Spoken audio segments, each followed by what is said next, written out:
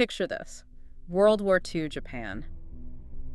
A time of intense military research, right? Absolutely. Tanks, planes, the usual. But what if I told you about a secret lab working on something completely different, like printing billions in fake Chinese money? Okay, that definitely sounds more like a spy movie plot than standard wartime R&D. It catches your ear. It really does. And that's exactly where we're heading today. We're doing a deep dive into the Noborido laboratory.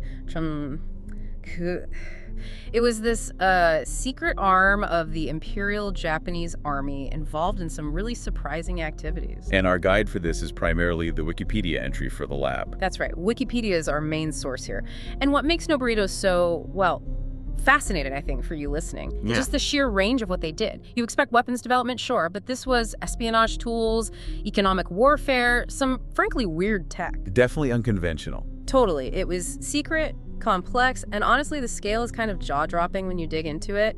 So our mission today is to pull out the most interesting, most important bits about this place, what it was, what they actually did. Right. Let's try and get to the core of its purpose, its activities, and maybe, how its story echoes even now.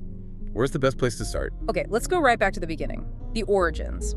Our source says Noborido was set up in January 1939. Yeah, 1939. And it was largely thanks to this guy, nicknamed Hiwafuchi the Schemer. Yeah. He was the chief of the military affairs section of the Army Ministry then. Interesting nickname.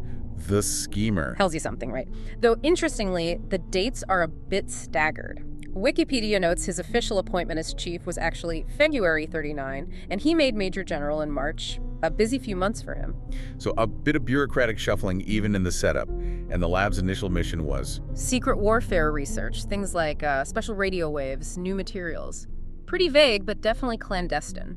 And Noborido didn't just appear out of nowhere, did it? It had a history. Exactly. The Wikipedia page traces it back. It grew out of the Army Scientific Research Institute, which itself came from reorganizing the Army Powder Research Institute way back in 1919. Ah, okay. So from gunpowder to secret radios. Pretty much. And initially, Noborido was actually called the Army Scientific Research Institute Noborido Branch. Just a branch at first. So it evolved. When did it get its sort of final name and structure, at least initially? That happened in September 1939. That's when Colonel Shiota Ryo, he later became a major general, took charge as the first official director. Got it. So September 39, it's formally established under Director Shiota. Yeah. Did it stay that way throughout the war, or did things change? Oh, it changed quite a bit. The military loved reorganizing, it seems. In June 1941, it became the 9th Research Institute of the Army Technical Headquarters. 9th Research Institute. Okay. And October 1942, another change.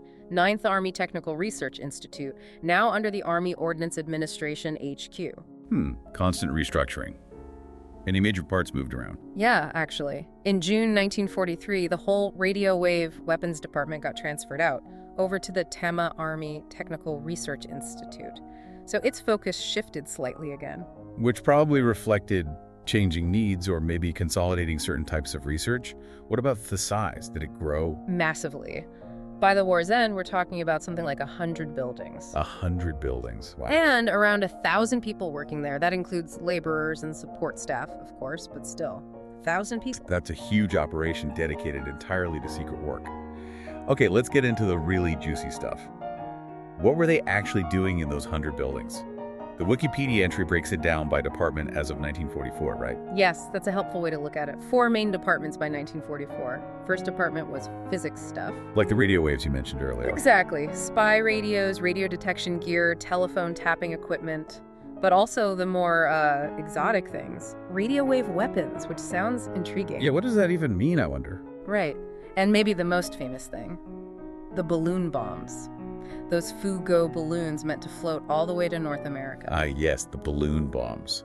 A fascinatingly low-tech, high-concept weapon. And they were even looking into something called a powerful ray. Very sci-fi sounding. A powerful ray. Okay, that definitely sparks the imagination. Makes you wonder what they thought they could achieve with that. What about the second department? This is where things get, well, darker. The second department was into chemical weapons, developing secret inks for spies. Standard spycraft, okay. But also disguised cameras. Tiny cameras hidden in lighters, walking canes, cigarette cases, even buttons. Very James Bond, pre-James Bond. Right, but then it gets more serious. Poisons. Bacteriological weapons, the source specifically mentions work on the cowpox virus. Cowpox. Huh.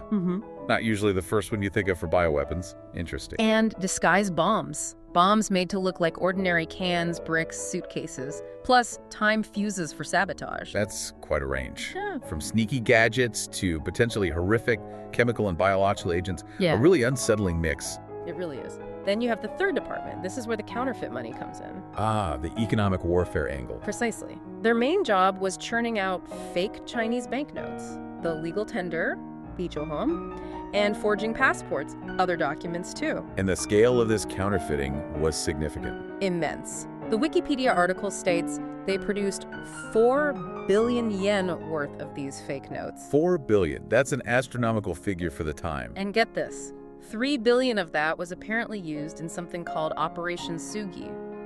The whole point was to flood China with fake money and wreck their economy during the Sino-Japanese War. So a deliberate, massive campaign of economic destabilization.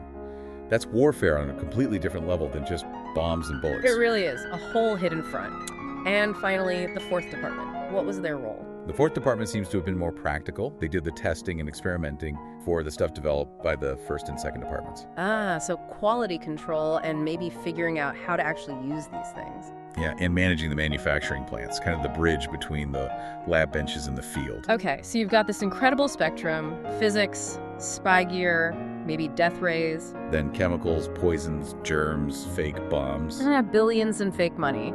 It's this weird mix of like almost mundane spy tools and then these potentially catastrophic weapons and economic schemes. It really underscores the, let's say, multifaceted and ethically complex nature of what goes on in wartime research when the normal rules don't seem to apply. Absolutely. And as the war situation got worse for Japan, Noborido itself had to react.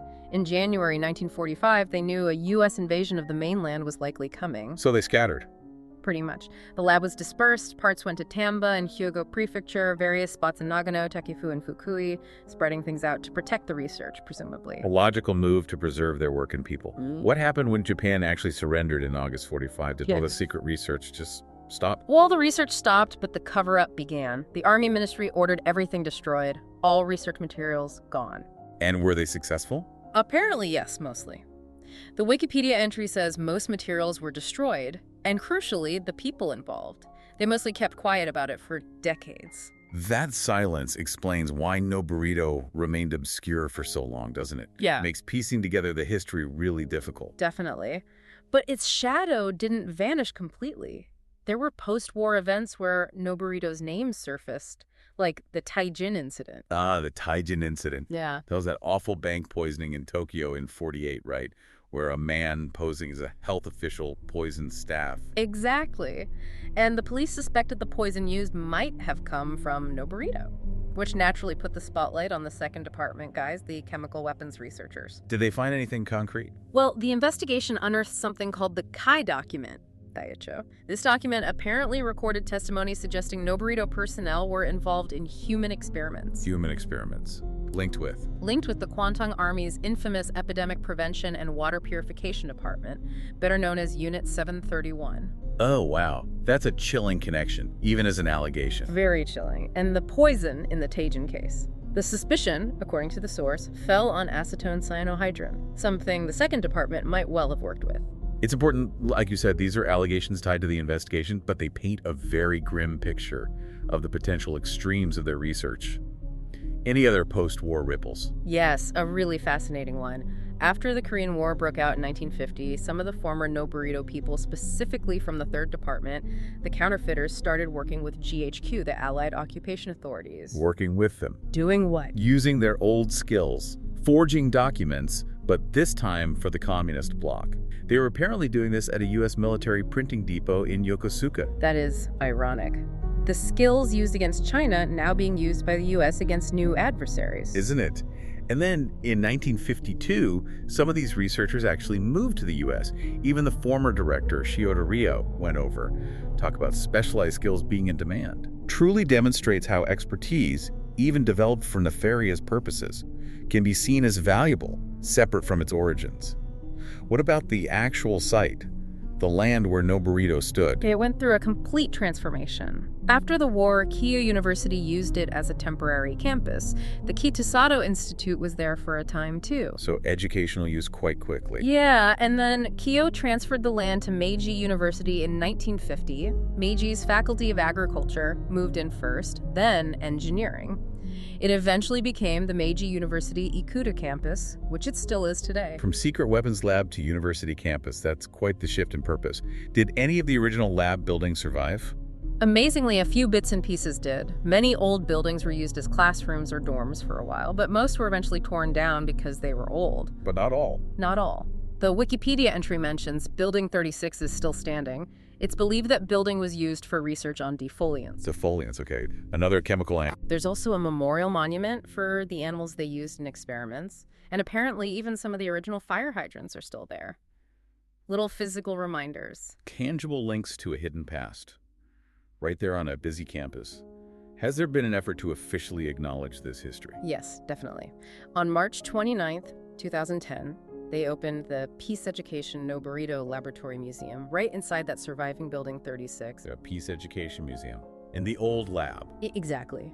It has exhibits like a scale model of a balloon bomb, testimony from former staff, preserved bits of the building. It's open Wednesdays to Saturdays if you're ever in the area. That's a really powerful way to confront the past, turning a site of secret warfare research into a place for peace education. What about Noborido in fiction? Did its secrecy inspire writers? Oh, yeah. Because it was so secret and some of the research sounded, well, weird, it often gets portrayed in Japanese fiction as this mysterious, almost occult place. Ah, the mad scientist trope. Kind of. Though the Wikipedia entry points out the reality was more focused on practical espionage, biochem weapons, and things like the balloon bombs, less supernatural, more gritty maybe. It names a couple of novels like Yuthun's Yellow Soil and Huyomi no Hako. That drew inspiration from it. So the real story, well, maybe not a cult, was certainly strange and disturbing enough on its own. Definitely.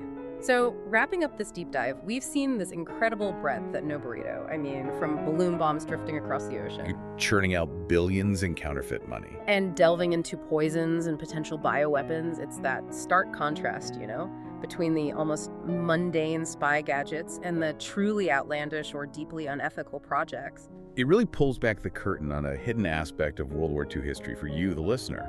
It shows the kind of ingenuity, maybe twisted ingenuity, that war can unleash. Yeah, and the ethically gray or just plain dark areas it can lead researchers into. I think the real wow moments come when you grasp the sheer variety and scale of what they were attempting in secret.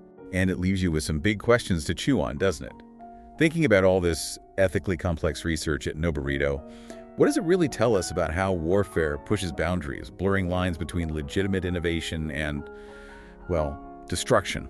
Or maybe think about this. That same piece of land, once dedicated to creating secret weapons and undermining economies, is now a university campus with a peace museum.